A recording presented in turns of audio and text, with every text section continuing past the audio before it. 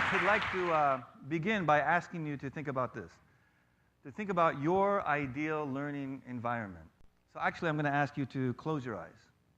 Go ahead, close your eyes, and think about this question. Think about your ideal learning environment. If you could, what would it look like? Especially, how would it feel? What are some of the words that you would use to describe how this environment looks? And now I'd like you to stand up, if you would. You can open your eyes and stand up. Go ahead. We need to exercise a little bit.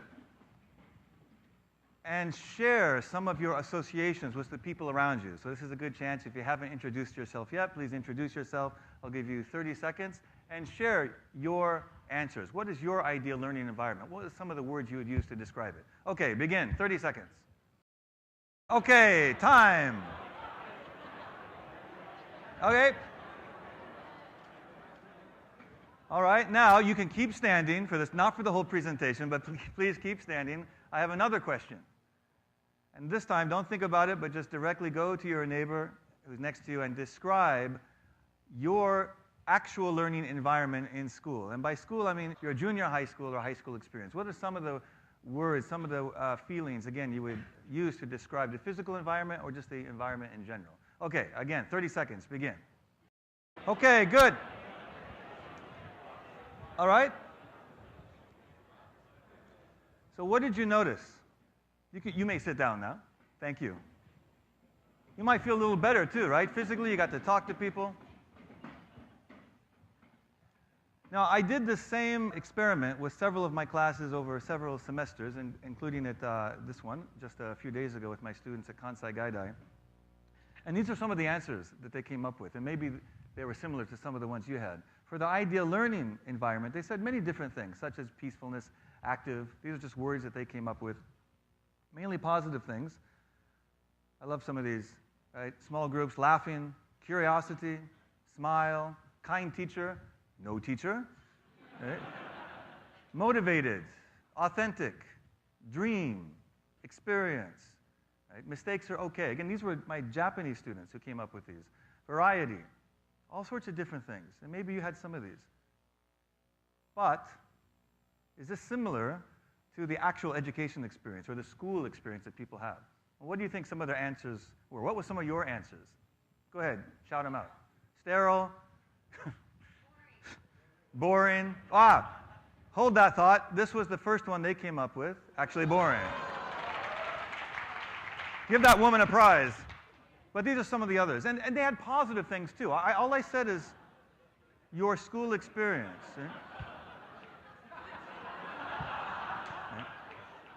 Right? Right? This one said, right, why do I have to study this? Silence. Oshiri ga itai. They come up with this, right? Only listening, taking notes. Felt, school made me feel stupid. Forget everything after the test. Reading comics in class. They told me if you sit near the back, the teacher doesn't notice that you're reading comics. Playing the PlayStation. Time is not their own, so they don't feel free. There's a sense of fear, and everything is timed, and there's bells to go to the next thing. So as we know this intuitively, we know this through our experience, but there's a bit of a gap between how people like to learn and how they do learn, and then the school experience. Not just in Japan, and not always in Japan, but of course it's everywhere across the world. I also asked him, when did you really learn the most? If I asked you, kindergarten, grade school, high school, college, graduate school, when did you really think you were learning the most? And interestingly enough, this is not a scientific poll, but over 60% in my informal poll would say elementary school. Even though it's a long time ago, they still remember that that's the time when they learned a lot. And I asked them to visualize what elementary school looks like. And this is what they come up with, something like this. They sketch out ideas like this. This is an actual picture I took at Tokyo International School. And here are students not using textbooks, but self-directed. They're actually engaged, and they're learning, and they're helping each other. This is the new school, Doshisha International Academy in Kyoto. This is, I think, third grade or fourth grade class. They're not in class now. But you'll notice it's not individual desks, but groups. And they can move those chairs around to be 2 or 3 or 6 people or 1. Carpet on the floor, so they can totally arrange as they need. And then this is the art class also at Doshisha International Academy. And this class is in English, by the way. But not just in Japan, we're not just talking about Japan, but across the world, as you go up to junior high, we begin to see the rows and the regiment, and you said sterile. This looks pretty sterile, pretty orderly. And then we go to college, and especially some of our science classes in the early years look something like this. And this is designed, of course, to prepare us for the real world, where we listen and we take notes. But the real world looks more like this, doesn't it? Collaboration, discussing, which reminds everyone more of grade school, not sitting in a lecture. So when you see this, how do you feel? Do you want to sit here and take notes? How many people have read the book Brain Rules by Dr. John Medina? So I highly recommend it. It's in Japanese as well. As he says, there's no greater anti-brain environment than the classroom. And he says even worse things about the lecture hall. Now, when I see a picture like that, yeah, you laugh. You laugh because you made the connection intuitively. You know, if I just showed you a picture of chickens, you're not going to laugh, although they are a funny animal. But you saw the connection between the lecture hall and a group of chickens, because it's almost like we're asking the students to wait for that little bit of food in terms of information that we give them. And then we hope at midterm they will produce a knowledge egg or something. But it's very, very passive. And I'm not sure how many of you are familiar with this book by Donald Blythe. It came out 40 years ago with lots of evidence, especially evidence based on the classes in the science curriculum, that said this method is not effective at all. About the only thing it's good at is information transfer, but it's not better than other forms of information transfer. And it's really terrible at teaching understanding and changing behaviors and so on. And yet, this is still very common, especially in the larger universities and especially still here in Japan. So you may not know, but the word lecture, to lecture, is actually from reading, because in the old days, of course, we didn't have the internet, and we didn't even have a lot of books. I mean, even when Gutenberg invented the printing press, it took hundreds of years after that before we had books everywhere. So you would come and someone would read a book. That was a long time ago. And still, even young people often at a conference will read a paper, hiding behind notes, a computer, and a lectern with students in front of tables taking notes. But it's very much a different world, isn't it? So how many of you like to learn on your own? Open source learning, self-education. This is not a new thing, but especially now with the internet, with YouTube, and of course with TED. We can learn so much from TED and from online sources. So when we come together in the classroom, it should be for something different. So we know lecturing doesn't work, and we know that information transfer, even if you can get that and you assume students are listening, that's not really learning, is it? But things are changing. So this is an article from yesterday's newspaper where it says, if you don't read Japanese, that classrooms are going more active learning. Although I realize it's ironic with a lecturer in the front, people taking notes, but this is what he's talking about. Things are changing slowly around the world. Okay, but so what? This is the reality, though. Yes, we like to get rid of the lecture halls, but they're not going away anytime soon. So the question then is, how can we engage even though we're using a lecture hall? Something like this. So there are a few things I'd like to go over very briefly. One is variety. So this is Dr. John Medina. He's metcha genki, and he knows the brain very well. But as he says, if keeping someone's attention in a lecture was a business, it would have an 80% failure rate. We all know that intuitively. It's sort of like complaining about the weather. Everyone does it, but no one's doing anything about it. So a lot of lectures are 1 hour or 90 minutes. Now, have you been in a boring lecture ever in your life? Anyone? Not this one, of course, but I mean other ones. And watch it. Anyway, a lot of lectures are like very didactic, just speaking, and then at the end, questions, right? And then the professor says, 質問がないですか? じゃあ、以上で終わります. Good night. And you think, I'm the greatest teacher in the world. I have no questions. So Nicholas Negroponte, who many TEDsters will know, of course, as the founder of MIT Media Lab, he said 25 years ago that good education has got to be good entertainment. And he doesn't mean the superfluous or the decorative, but that you have to engage students. Variety is one of those ways. So what could you do? We all have different things we could do. You could have an interactive presentation by the instructor first, very interactive, followed by active discussion, followed by an activity that the students do. Then you could have more discussion on that. Maybe you have a video, a TED video perhaps. More discussion, and maybe a summary, Q&A, something at the end. That's just one way. There are many things that you can do besides just the boring lecture. Most lectures and many classes don't ask students to do something, but we want to do, not just listen, right? Don't you want to do? So what did Confucius say about that? Remember this old chestnut, I hear and I forget, I see and I remember, I do and I understand. This should be plastered on the door of every school in the world. Students should be doing. We should be tapping into their natural curiosity and exploration. And my favorite spaceman, my favorite scientist from the United States, Dr. Neil deGrasse Tyson, has a great little quote about this. Kids are born curious. They're always exploring. We spend the first year of their lives teaching them how to walk and talk, and the rest of their lives telling them to shut up and sit down. Yep. Don't get them started. But it's true, isn't it? So why not this idea of having students teach? How many of you are teachers? Just curious. Teachers, lecturers, professors, some of you. How many of you have your students actually do a lot of the teaching each other, right? It's a brilliant way to actually go about it. And as Eric Mazur founded the idea of peer instruction, and he found out that nothing clarifies an idea better than explaining it to others. And we know this. We know this from experience. So these are some snaps from my afternoon classes at Kansai Gaidai with my foreign students. This is a business class, but they're actually doing total quality management rather than just listening to me talk about it.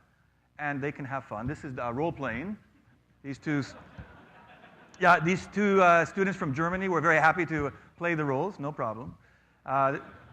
There's a student from France explaining Hofstede's dimensions but using paper and a cube, not PowerPoint. They could have used PowerPoint, but they decided, no, we're not going to do that.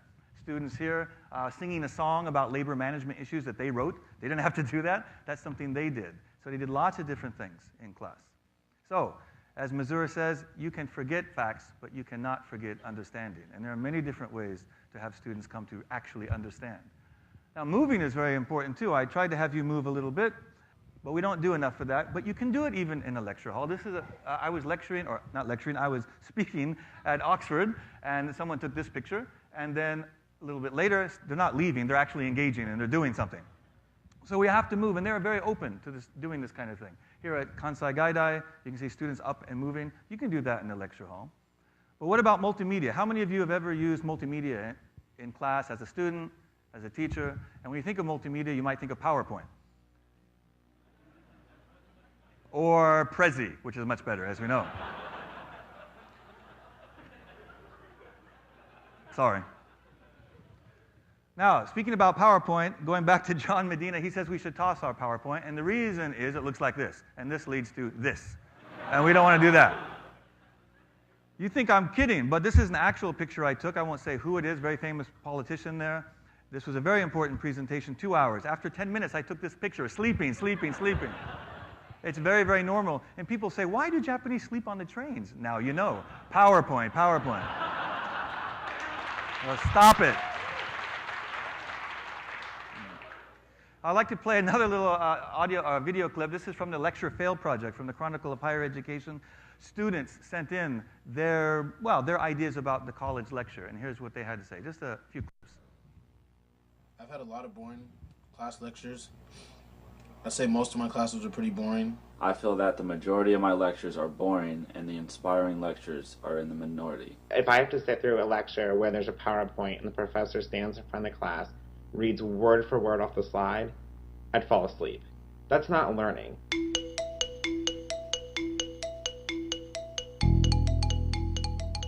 Learning is more than the professor reading notes. I mean, if that's all they were doing, then why don't we just print it out? I had one professor that read word for word through his PowerPoints.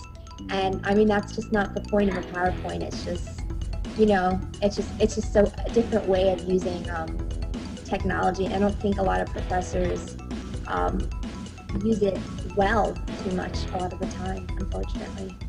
So many professors do not use PowerPoint well. So visuals should be visuals. This is the idea. If you use PowerPoint or whatever software you use, it should be visual.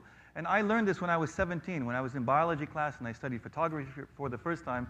And we used something called, raise your hand if you know what this is. Go ahead, raise your hand. Keep your hands up. Look around the room. These are very old people.